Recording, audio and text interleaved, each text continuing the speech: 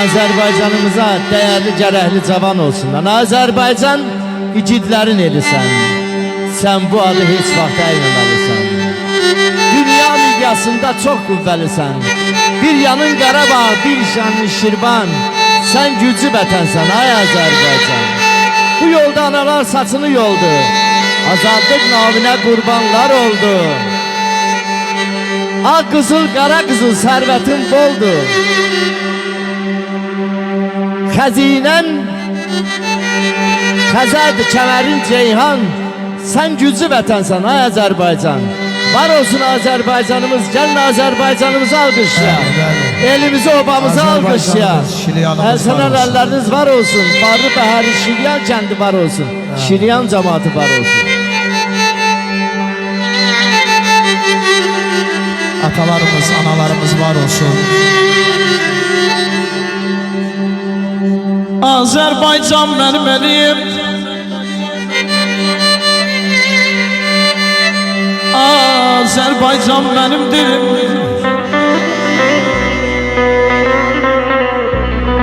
Doğransam da dilimdir, ana dilim ölen değil, özgə dilə çölən değil.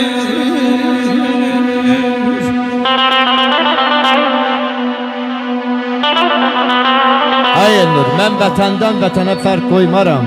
Sənin elim, mənim elim deyib saymaram. Baxma ki, ay qardaş, mən ucarlıyam. Baxma ki, mən ucarlıyam. Sənin hər qarışına olaram qurban. Sən güclü vətənsən, ay Azərbaycan. Sən güclü vətənsən, ay Azərbaycan.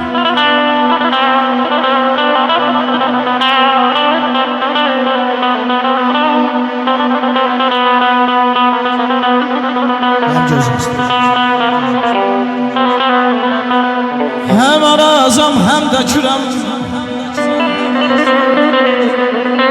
ah ben Xəzərə tökülürəm.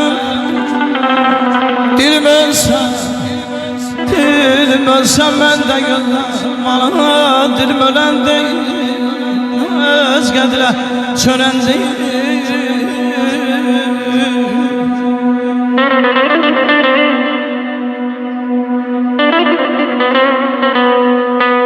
Əzinəm biz gələyik, dərə təfəddüz gəlir. Günlər o günlər olsun ki, bu gözəl balaların belə böyük toyuna biz gələk. Aman aman aman aman,